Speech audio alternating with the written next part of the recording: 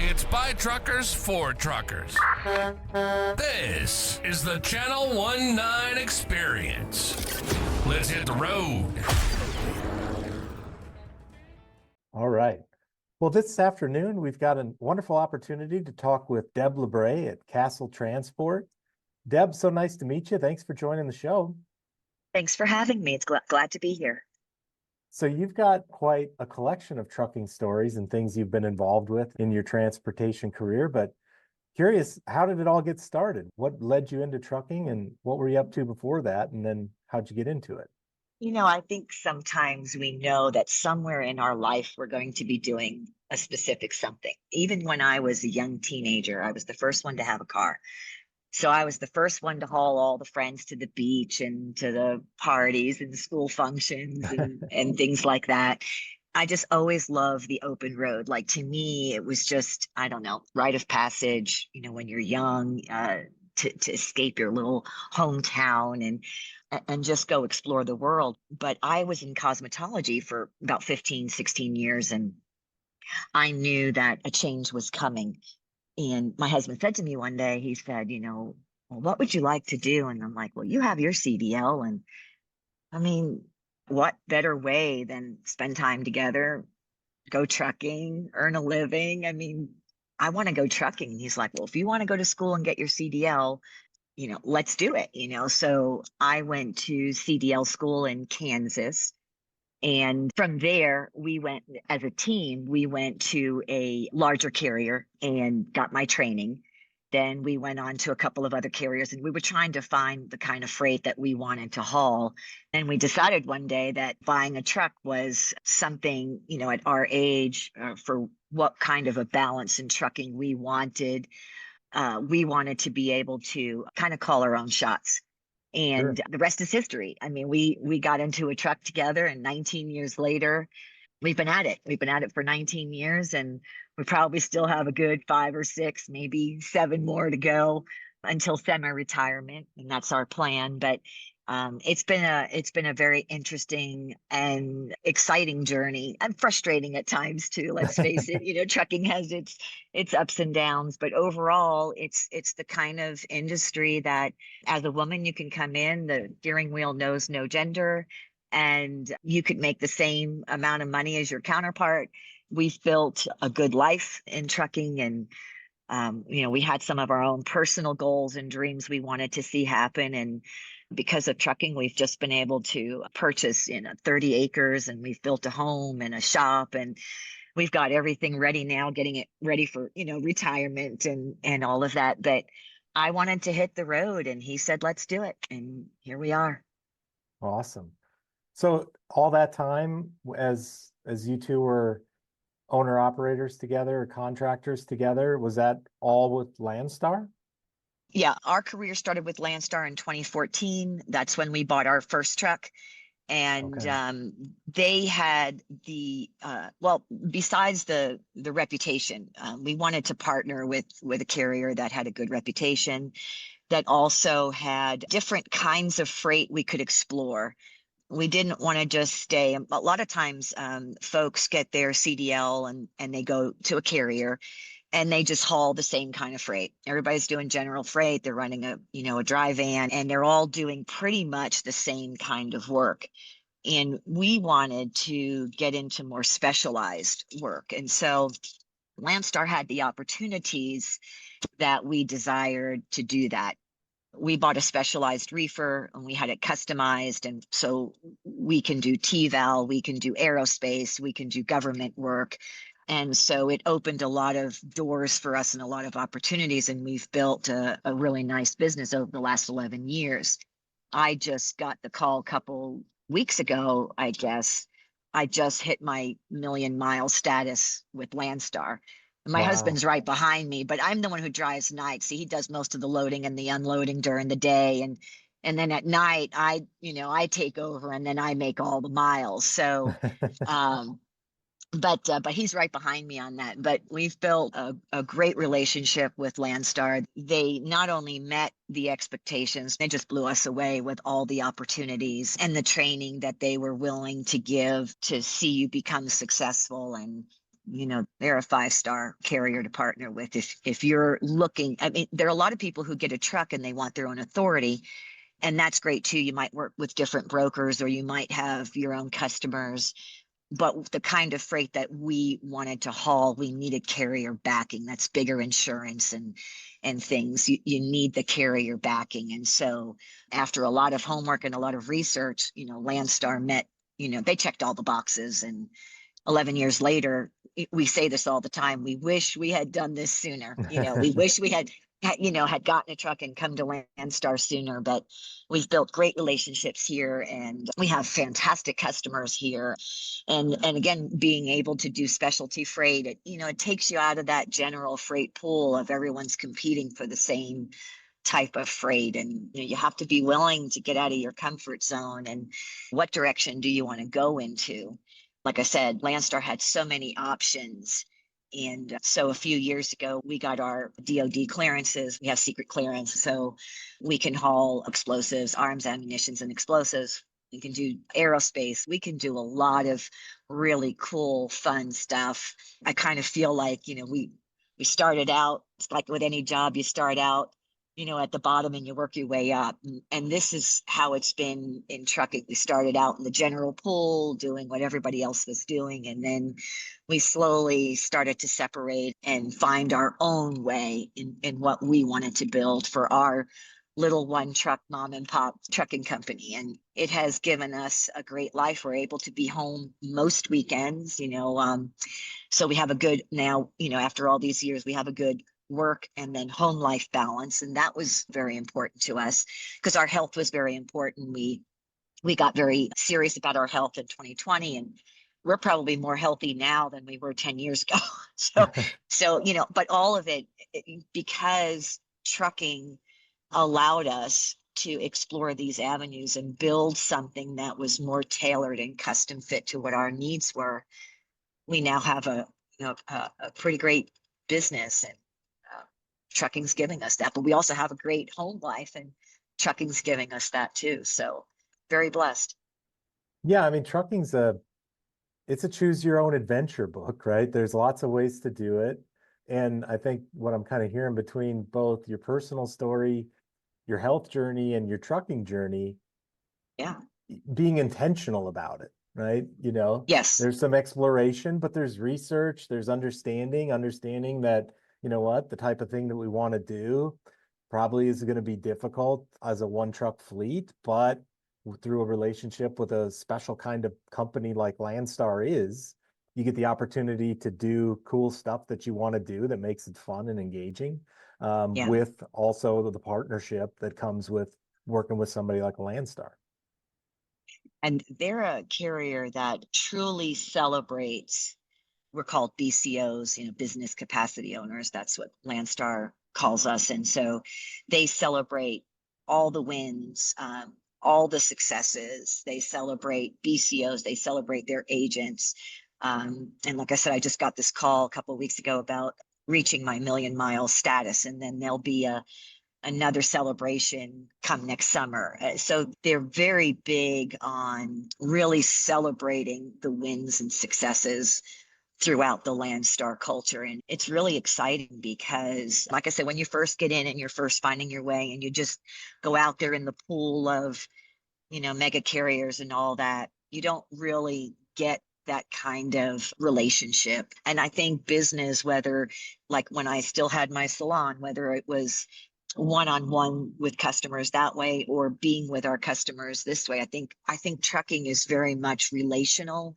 And I don't think drivers realize just how much of an impact, like when you go to your customer and how you're dressed, how you speak, how you present yourself, you're representing your carrier.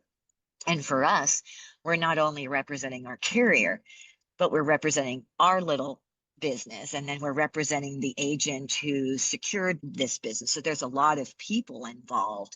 So their customer is our customer is their customer. We all have a role in providing the best service to that customer, and we all take it pretty seriously, which makes the Landstar culture again something that was a great fit for us because that's how we feel. We're not just coming in, bumping a dock and, loading up freight, especially with what we do. We're hands-on with, point of contacts and everyone we come into contact with from start to finish. And you got to put your best foot forward. They have a job to do and you have to help them meet it. Everyone's working together, and it makes trucking that much better because you do hear a lot of the stories. And we, like I said, in those early years, we could tell horror stories about it. We don't really sink our teeth into all that. We always try to maintain the positive, because with every industry, you have your good and your bad. But in those days when you would bump a dock at a warehouse somewhere and 10 hours later you were still waiting to be unloaded, that was it's frustrating, right? That brings out a lot of frustration. And so we knew we wanted to serve our country delivering goods, but we certainly didn't want to be sitting somewhere. I mean, I can remember those days.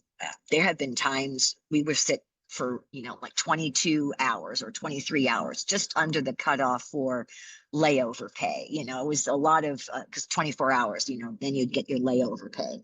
Yeah. And so, you as drivers in those days, we didn't get the detention pay that the carriers got. So, when you start thinking about that and you start learning about the industry more than just from sitting behind the wheel, and you're like, there's niches here. There's niches in trucking, and we need to explore that and see where we fit, what we could do. Once we got out of the rat race of the general freight pool, we saw a whole different, it's just night and day in trucking. And so I'm not saying that good careers can't be made in the general pool, but we wanted more. We didn't want to be sitting at a dock for 10, 20 hours, waiting to be either loaded or unloaded and then repeat it at the next location. We wanted to make money, but we wanted to have a healthy balance, and delays are going to happen, and communication is essential. However, I'm going to back up, because we worked first when we finally got out of the big mega carriers. We went to a smaller carrier, which is not in business anymore, but lovely family that owned it. I would pick their brains and ask questions because I wanted to know more. A lot of things were coming down the pike where back then, they were talking about the ELDs, and everybody was all, there was too many rumors out there. And I'm the kind of person, I want to get rid of the rumors. Tell me what's the rule, what's coming down the pike. How do we learn how to use it? How do we maximize it? And the ELD was a big deal, especially back in 09 and 10. It was, we knew it was coming. It was only a matter of time. And that was going to complicate matters, right? So I started asking a lot of questions, and the owner, his name is Chris Coles, he spent a lot of time teaching my husband and I, and just talking to us, teaching us about what goes on behind the scenes, not just the drivers taking the freight from point A to point B. And I've had 2 businesses before, so I'm more of the business. I want to learn, I'm like a sponge. If you're going to teach me, I'm going to learn, And he told me there is a bigger world out there, and we should explore. And so a few years later, when we wanted to buy a truck, I went to him and I said, here's our thoughts, and what are your thoughts, and any advice? And so, extremely encouraging. And when I said, after the homework I had done, that we were very interested in Landstar, he was extremely encouraging and said, you're going to make a great career for what you and Dell want. That's my husband. For what you and Dell want and what Landstar offers, you guys can build a really, really specialized career there. And that was it for me. I had a lot of support from someone who already owned a trucking company. I think they had about 80 or 90 trucks at the time. So it was great to learn behind the scenes before I bought the truck. And then OIDA has, at the time, they had some online courses and you could take just to kind of general knowledge about owning a truck and what it entails. And I, of course, took that. But that's my nature. Before I do anything, I'm going to dive in and try to learn as much as I can. Our first truck was $80,000. That's a lot of money to be investing. Can we do this? And I tell this story because it's so true. the very first time the engine light came on, I burst into tears. I'm like, oh my God, you know, It's over. but right. It's over. It's like, oh my gosh, that's it, you know? And it, in this case, which is funnier, it turned out to be like a $3 item. And it was just something so simple, right? But but that fear, you know, but once I got past it and the engine light came on again and then again, and you're like, yeah, we know what that is. Now you just know, oh yeah, it's a sensor, you know, but just call the shop and make an appointment, you know. But those first months, something would happen. Oh my God, I burst into tears. Did we make the right decision? You know? Right. The whole fight or And flight right, mechanisms kick right. in and Yeah. Oh yeah, yeah. But 11 years later, like I said, I wish we'd done it sooner. But I think you take the journey you take to appreciate where you are. And many of my fellow BCOs, we've built some really good friendships with other teams here, and we all have very similar stories about that. Man, wish we'd done this sooner. Wish we'd come to Landstar, bought a truck, and found these different specialized niches to get involved in. And it's been a wild journey, and one I'm so thankful, because again, in those early days when you first get your CDL and you come out here, there's just things that school can't prepare you for, especially as a female. And you know, hygiene issues being one of them, right? You know, like, wait a minute, you know, there's no shower in the truck, there's no what about all these things, you know?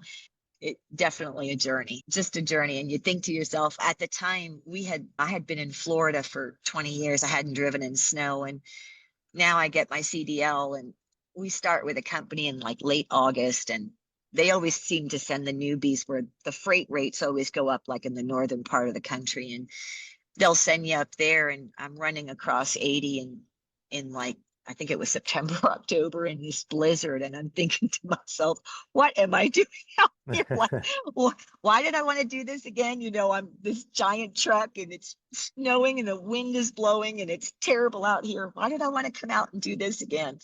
But, you know, once you get through a lot of those beginning trials, it becomes a rhythm. And, you know, they say diesel gets in your blood.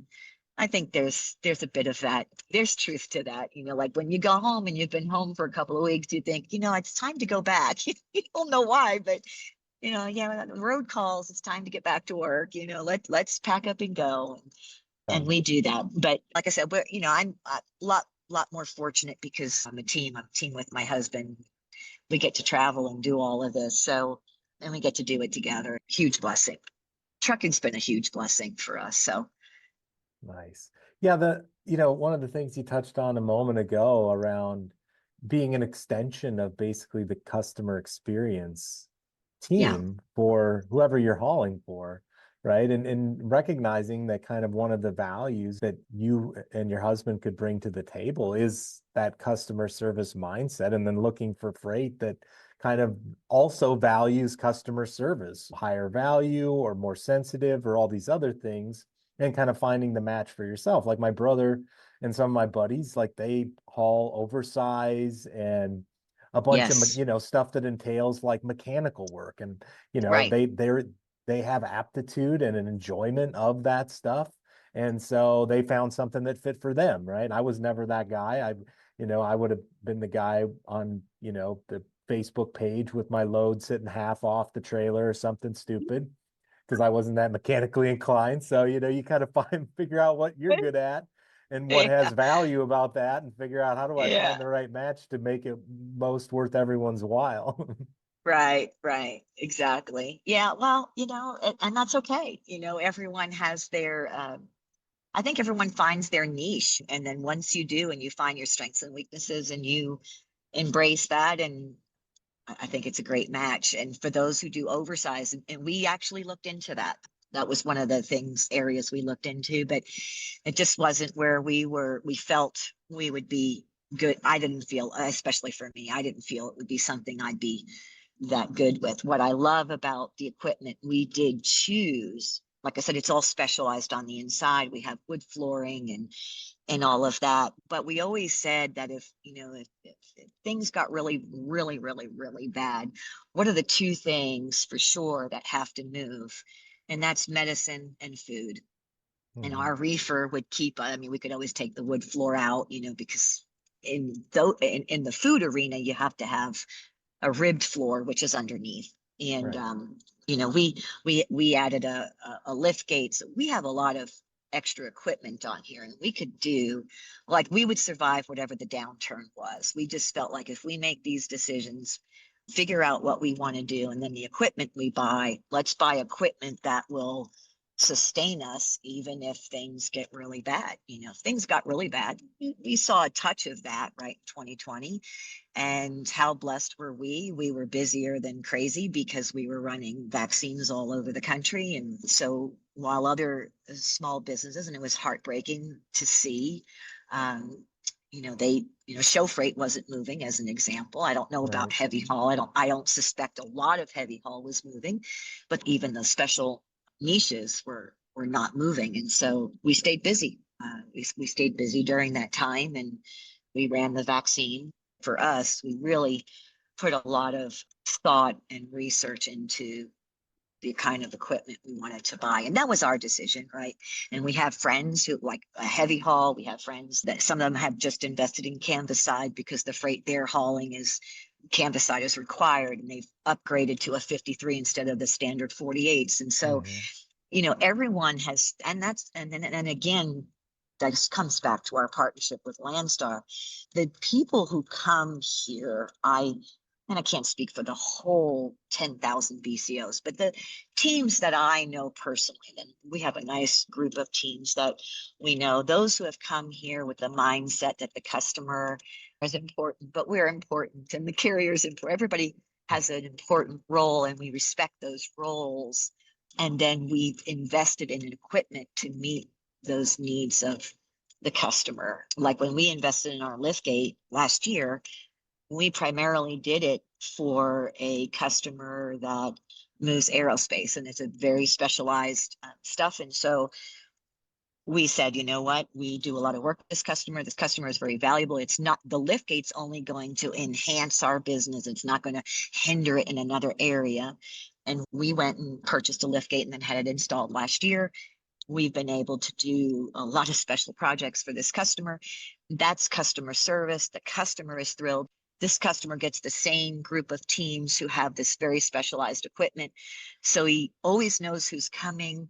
So it's a relief for him. He knows we have the right E-Tracks. We have the right, that the reefer is California compliant. We can go anywhere with it. We have the right load bars. We have the right straps that are specially required for some of this freight. Everything has been custom ordered and purchased to satisfy very, very high-end customer needs. And so when you do that, I know the customer always says, man, it has been such a relief, because before they didn't know who was coming and they didn't have the right equipment. They didn't even carry load bars to secure this. Some of this equipment doesn't have a price tag because it's a one of a kind. You got to have what you got to have to, and so they made a partnership with Landstar because Landstar had teams that had made investments in very specialized equipment and care about the equipment, care about the customer, take care of the customer, move the freight safely from point A to point B. So it's a direct line. They can call, they can text, they can communicate any way that they need to. They can do directly. They don't have to go through a carrier, through dispatch. They can deal with us directly. It is so rewarding when we get there and the customer is just so happy to see us. I mean, they're in the early days where they're okay, just we'll call you when a dock is over. It's a whole different ball game. It's a much different caliber. And so no regrets in taking care of our customers. They have been so good to us, and we hope to continue to keep providing the service that that they need to move these very special items. And Yeah, and a lot of that, it's an a lot of honor. that stuff it gets better and it gets more efficient based on trust in one another. But the first step usually in this business of building that trust is the little things, like you said in the beginning, like showing up prepared, showing up. And you talk about it quite a bit in your article too that you posted, and I'll share that out, which is, how you present yourself, how do you talk to people, how do you open up a conversation with somebody in a way that's welcoming and starts on a journey towards trusting one another. And yeah, sometimes trucking's transactional, but there's kind of always room to insert the potential, and you never get a second chance to make a first impression at times. Yeah. So, Yeah. all those things help. Yeah, true. Very true. Very, very true. Even when we first started out, when we went into the shipping office or the receiving office, we were properly dressed, properly mannered, just, I mean, even if they weren't, we had a situation, and I don't know if I touched on it in that one particular blog. I wish I had time to keep writing, because we've just been, I mean, fortunately, we've just been very, very busy. And then with building at home, we've just been with that. But we had one customer that I walked into the office, and she was just, I mean, she was just, but I could tell she wasn't angry at me directly, and I didn't do anything, but I could just tell she was having a bad day. So I went out back to the truck, and I said to my husband, I said, do you have any more of your stash of Snickers? Because he's a candy bar guy. And he's like, yeah, I got a couple. I said, give me one. So I went inside, and I just slipped it in the window, because, they have the glass almost like a bank tellers, and I slipped it underneath, and she looked at it, and then she looked up at me, and she just burst into tears, and she was just like, I can't thank you. I mean, she came out, and then she hugged me, and then after that, a relationship was born, because we were consistently in there for a while. And I'd come in and say, oh, hi, and I'd say, hi, we're a little bit early. Just want to let you know we're here, but sometimes, I think drivers, and I think people in general, I shouldn't just say drivers, someone behind the desk is having a bad day. It's not really about you. It's about their day, right? 50,000 drivers coming in there. Production is a little bit slow. They've had issues. So now they've got all these trucks backed up, and everybody's hollering. Sometimes you got to step back and say, hey, maybe a candy bar might work in this situation, Something, a smile. something. Yeah, smile, right. Don't be yelling and hollering and then standing there and hovering over them. I mean, they can't make the dock move any faster than you can, so try to be patient and work with them. Try to be a problem solver. Don't add to it, and that's just how we are in general. And I know that's how we are as people. We, carry that over. But Well, the I reality, feel, I'm sorry, go ahead. Yeah. I was going to say, the reality is a lot of these contract deals, these freight agreements, this stuff happens from some person from some office and another person from the other company's office. And yeah, maybe the agent meets somebody at the office, but like on a transactional level, you may be the only person or one of the few people who actually interacts with the representatives from wherever you're picking up or wherever you're delivering. Like they weren't sitting in those meetings when things were discussed, just like you weren't. And so they know each other, the sales rep or the agent and the the shipper or the receiver, whoever's controlling the freight. But this is the only face you may see of them, and that they may see of you on the freight hauling side. Preach it louder. Because yeah, I mean, seriously, because even with women in trucking, we have a driver Facebook page. It's got over 11,000 members on there. And a lot of times, especially with newer drivers coming through, we have a lot of new drivers come in, and that has to be said quite a bit, because they go in there and then they'll say, well, somebody on the dock told us this. And it's like, it doesn't really matter what somebody on the dock said. That's not what was contracted. So you need to let your carrier talk to the person they talk to, whoever their point of contact is, because no matter what the dock people say, they're not the ones who are involved in the contract, and they just load the freight or offload the freight. And that's not demeaning them.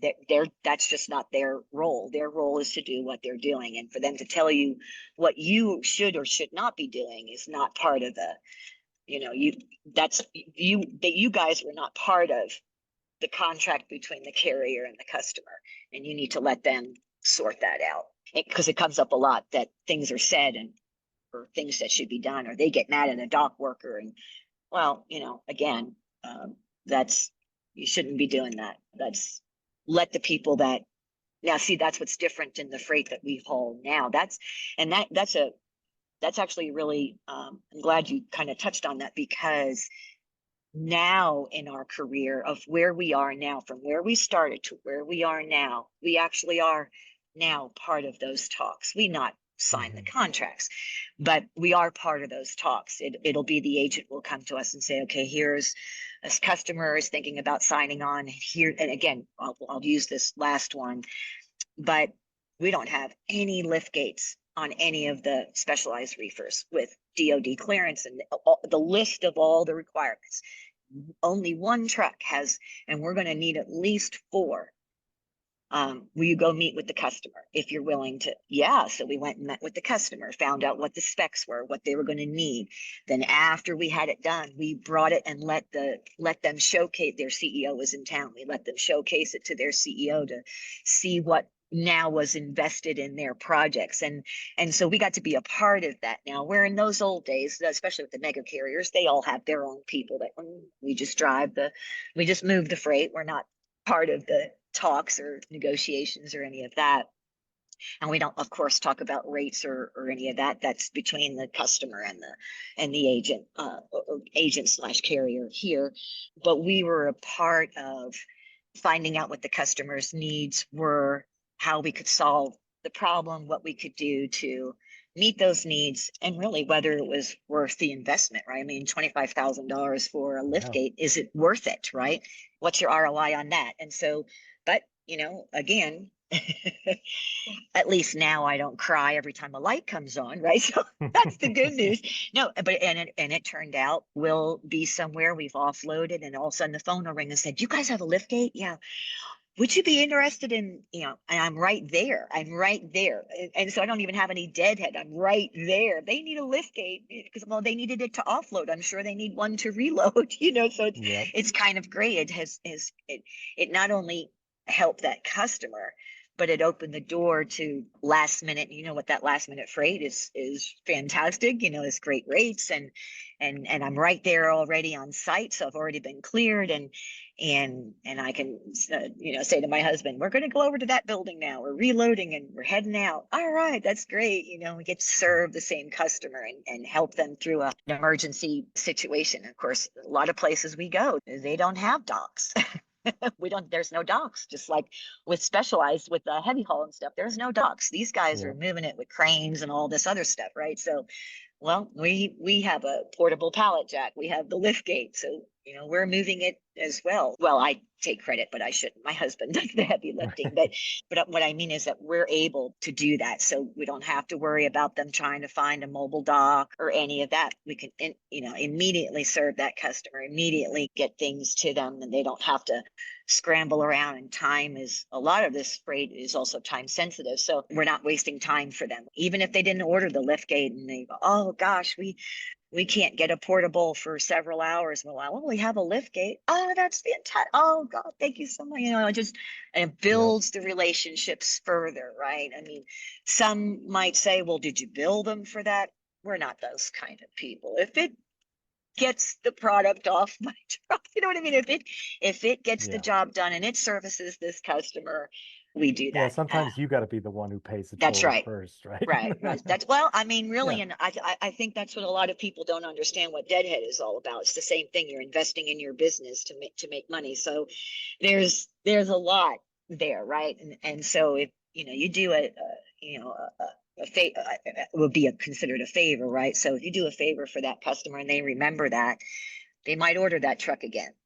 Those are Yeah. Instead all of good looking, things, right? It's instead of all you good being the things. emergency stopgap, next time they just meet by like, hey, when are the LaBrees coming into LaBree. town? Maybe we should Yeah, just schedule the load to happen then, because they seem to always have right. the right equipment. And we like dealing with them the first time.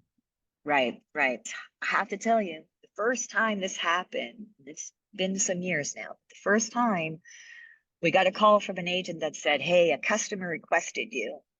I have to tell you that, like, it almost brings tears to your eyes even now, right? It's just, man, that's awesome. That's awesome. They love the service we provided, the whole thing, the whole experience. And when they request you like that, and now we get it quite a bit, but even that first time, I said to my husband, I said, so and so could you believe they called and they asked for us? He was like, man, that's awesome. Like you really feel it's different than being dispatched out. It's a whole different feeling when a valued customer partnered with Landstar, however many years they are with Landstar, and they say, hey, are the LaBree still, running pharma? Yeah, we'd like to have them if they can be out here on a Saturday.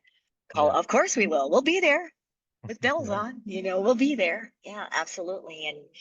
And then later we wound up solving a problem for them, which made us more money, but saved them some money. And we helped them out for several months until they got things situated. I think relationships, I know you say contractual, and yes, all of that is there, but I think the relationships are still the most valuable. I think I think especially with the way freight has been up, down, sometimes it's booming and sometimes it's deader than a door. Those of us, our relationships with our customers, I think are surviving better than those that are in contractual, if that makes sense. I think we're in Yeah. a relationship era right now, and don't do it for the business, do it because it's who you are. And that's just who we are. That my husband's more of the outgoing. So when he's out there, everybody knows him and they know me. I'm the phone, I take care of all the paperwork, and we all have our, again, strengths and weaknesses. I'm the business side and he's the truck side, and nothing wrong with that. Right. Some will say, oh, well, the woman should do this. And listen, we all have our roles, and that's why we're a well-oiled team, right? We're a well-oiled team. It's just easy for us. I make all the appointments. I take care of all of that stuff. So they know me, but visually they know him. As soon as he pulls up, oh, Del, hey, yeah, great to see you. We go through our check-in processes and all that. But it's a great feeling because we're welcomed. And we just had a customer the other day said, oh man, I'm sorry, this is not a multi-stop one, but at least I can get you out of California. And we just said, we're thankful for thinking of us. That matters more, but it's all on relationships, and they're good to us and we're good to them, or we do our best to be good to them. And I think in the end, I think a customer, especially the higher end, I think they would rather have the relational team show up than just blasting it out to anyone to come show up. And then they have to worry, is it going to get there? Is it going to be strapped in right? Is it going to be damaged? There's a lot of Yeah. worries for those customers. Or if a truck breaks down or something happens, how And invested are that's they in the relationship to want to cover that load versus the carrier views the shipper as transactional? Like I was on the shipper side with Cargill for a while. And you definitely wanted, there's certain situations where, yeah, it may be cheaper to have the contractual only relationship, but trucking doesn't always go as planned. And there's a lot of right. days where you're going to need to lean on that relationship together to get through it successfully. Well, and that's actually a good point. And I think one of the blessings, and we have extraordinary teams, and I can't really shout that loud enough. We have extraordinary teams here at Landstar that do all different parts of these niches, right? And we all take care of each other. So being that I own my truck and trailer, and team B owns their truck and trailer, team C, et cetera, Landstar doesn't own any capacity. They have trailers, but they don't have capacity. They don't have specialized trailers like ours. They have dry vans. I think they have some flatbeds. Anyways, if God forbid my truck was to break down right now, I can call a team who will come and rescue my load and deliver it, and vice versa. We had a team last year, to no fault of their own. A car was driving on the wrong side of I-40 in Oklahoma City, and then she couldn't get out of the way. This car kept following their headlights, hit them head on. Of course, their truck was totaled, and they were carrying very specialized freight. And we live in the Joplin area, so we got the call that some friends were in an accident. We just dropped what we were doing, jumped in the truck, went down, and as soon as everything got cleared for us to take the freight, there's a lot of things, towing companies, they're not going to release anything until they get their money. So after they got their money, and we were able to get that freight to the base on time on the East Coast, and there was no blip There was just no blip in communication, in securing the load, because we knew that team had a lot to contend with, and the freight needed to be watched 24/7. It was very high value. So we shot down to Oklahoma City, and they wouldn't let us in the gate where the load was. So we had to sit outside the gate. We took possession of the loads so that they could go and take care of, they had to go, we needed to go get them checked out. They had to deal with insurance. Yep. I mean, it's just a nightmare with all that stuff. And we didn't want them now worrying about a load they were responsible for. So we are a well-oiled group of teams that will, in a minute's notice, be there to cover somebody in need. And so whether it's a breakdown, an accident, sickness, doesn't really matter. If there's an emergency, one of us will drop what we're doing. Whoever's free will drop what they're doing and go and secure loads and rescue, whether they have to go into secure hold at a base or be delivered or whatever it takes to make sure everything is good. We look out for each other. And again, I think it's the caliber of people who have come to Landstar. And again, I can't speak for all. I can only speak for this beautiful group of teams that I have the pleasure of friendship with that have come to Landstar. We came to build a business. We came to build relationships. We came to find our niches. But that, when you talk about, like, Cargill has capacity. So if one truck breaks down, they just dispatch another, comes, takes the load, or goes whatever. They don't have that at Landstar. So we have to look out for each other. Right. And it's the right caliber of people that don't even think twice about it. And you don't say, you're going to pay me for the, it's, let's just take care of, you guys go take care of what you need to and go get some sleep. This is traumatic after a head-on collision, and we'll take care of the load, and don't you worry about a thing. That's all that matters. It doesn't matter, do we get paid for the load, or we put this much money. None of that. That's not the caliber of persons that we are in this sector of the trucking industry. And it sets us apart. It's protecting each other, but it's servicing our customer one way, shape, or form. We look out for each other, look out for the freight, look out for the customer, and in turn, really looking out for Landstar, because it's, we're all partnered in this. And so if we're not doing our part, they can't do their part. When the agent found out, they were like, oh, you guys, thank you. And like, no, don't even, this was, we didn't even think twice about it. I said to my husband, I said, so-and-so, they've been in a head-on collision. They're okay, but we got to go get their freight. We were still in pajamas. Didn't matter. We just jumped in showers, jumped in the truck, and all, off we went. We got to at least have a shower, but with no questions asked. That's the kind of team the customer is also getting. Ones that don't blink an eye.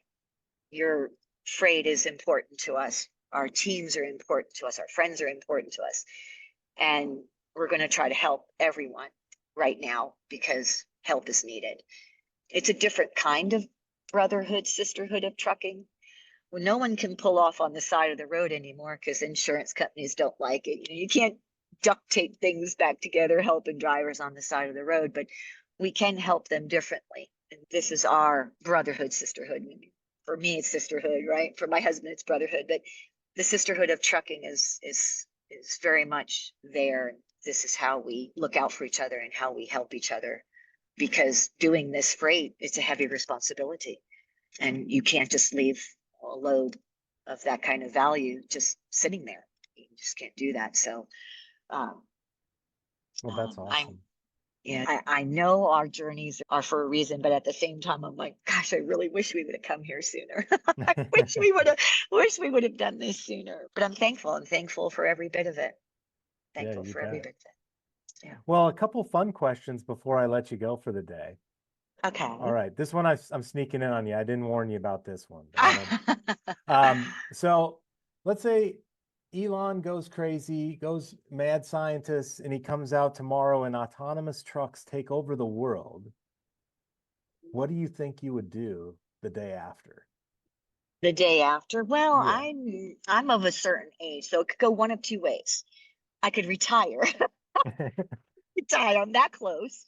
No, but I've often joked about this and I say, autonomous or not, it still probably needs somebody in there, right? You still need somebody in the vehicle because it's not always going to work. So I'm going to have to take another course online and learn, right, how to control the panel or something. And really, don't underestimate Elon because things could happen. So yeah, but I don't know. I mean, it would be kind of interesting, like, because we were saying, well, those trucks would probably need like one person in them because I mean, still autonomous can't do everything yet, right? And So, it's going to break, like all and this it's going stuff to will. break, something's going to happen. But could you imagine? I mean, I do see it in some of the Teslas right now, which freaks me out. But could you imagine being able to like read a book while the truck is going? Like you're sitting up front, but you could still read a book because the truck's driving by itself. Yeah. I don't know. I think it'd be, unless they have like some in-dash games or something to keep you occupied, I think it would get boring. I mean, it would be boring, but I guess you could come in the back, take a nap. I don't really know, but I'd be curious, right? Because to me, there's always something else to learn, and I'm not that old that I can't learn something new. And I don't know. I don't know. Gotcha. Retire or learn. I don't know. And I would have to be curious. I'd have to at least do one East Coast, West Coast, just to see what it was like. I don't know. Yeah, I I don't mean, know. how many Right? I times in your mean, life do you get to be on the like cutting edge, the frontier of right. kind of a new age? Yeah, I'm a Gen X. I mean, I'm older than Google for crying out loud. So if I can learn Google, right, I can learn that. Right. So, oh, too funny. Too funny. All right. All What's right, your so next? last one. Okay. Um, any supernatural experiences out on the road? Are you willing to admit any ghosts that you've seen? The truckers sometimes see the black dog, or sometimes it's just dehydration, of course, or something Well, else. it's dehydration, but one of the things I was most looking forward to coming out on the road, traveling the country, and I drive nights, is Yeah, I was looking forward to UFOs because, right. well, the tabloids in the supermarket have been showing this for years and years and years. I'm waiting 19 years. I'm Dang waiting it. for this UFO right now. I I have thought seen this was going to some be my claim lights, to fame, all these right? night Yeah, no drives of claim, yours. Surely if anyone's right? seen them, you have. It would be me, right? But you want to know what's even funnier? In all these years, I still haven't seen the Northern Lights either, and they exist. So, Yeah. now I've seen the shooting stars. I've not seen the black dog, but I haven't seen a person in a road, thankfully. I do believe that's fatigue and dehydration. I do Yeah. believe that. But we've seen all kinds of animals, real people walking real Yeah. people, Oh especially yeah. when you go out west. For some reason, they like to take their belongings and run the interstates up there. But Pacific Northwest is where it's most prevalent. But no, not even the UFOs. I mean, my husband's been looking for Bigfoot. No Bigfoot sightings. No UFOs. I've seen some lights, but then they were explanations for them, so they're not really UFOs. They were just lights. But I've looked, believe me, I look because that was my biggest, like, it's going to happen now. I'm going to be able to prove the supermarket tabloids are Did you correct. ever did you ever listen to like Art Bell? Was he still around? Did you ever listen to that on the late night God, that's a radios? long I know it's been years. Oh my gosh. No, not really. I wasn't really into that, but I mean, supermarket tablet. I mean, come on, people were abducted by alien. It was always, and I've laughed because I said, ever since cell phones really got cameras, ever since everyone started carrying a cell phone, all of a sudden the Yeah, UFO the sightings ghosts are started. gone. Yeah, the ghosts are gone and all of that. Random But things moving in your house yeah, unexplained. That doesn't well, happen anymore.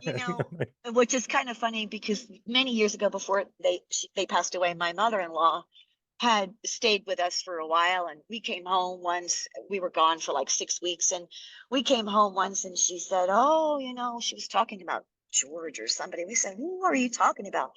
Oh, well, the farmer ghost that lives here, we lived in the, live in the country, and realize there's a ghost. We've been here for 8 years. We never seen no ghost. So I think if you're, like if you're open to it, I'm sure I've never really, bought into the ghosts and all that. But for fun, I had hope I'd Right. at least see a UFO and nothing. Shooting stars and the most beautiful sunsets ever. 19 years worth of beautiful sunsets.